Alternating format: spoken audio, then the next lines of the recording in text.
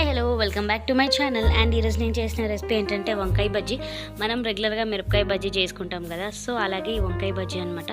చాలా బాగా కుదిరింది. అండ్ నేను చేసిన విధానంలో ఒక్కసారి ఇలా సింపుల్గా ట్రై చేసి చూడండి, సూపర్గా ఉంటుంది.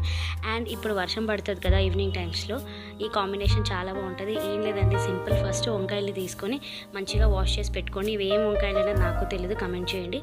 సో మంచిగా వాష్ చేసి ఫ్రై చేసేసుకొని పక్కన పెట్టుకోవాలి 50%. తర్వాత శనగపిండిలో ఉప్పు, కారం, కొంచెం ధనియాల పొడి, కొంచెం వామ, కొద్దిగా బియ్యం పిండి, కొంచెం వంట సోడా వేసుకొని బాగా మిక్స్ చేసుకొని పక్కన పెట్టుకొని, యాజ్ యూజువల్ మనం మిరపకాయ బజ్జీలు వేసుకున్నట్టుగానే దీంట్లో ఫ్రై చేసుకున్న వంకాయలని ముంచేసి బజ్జీలు వేసుకోవడమే. సో ఉప్పు కారం అనేది మీ టేస్ట్కి తగ్గట్టుగా వేసుకోండి.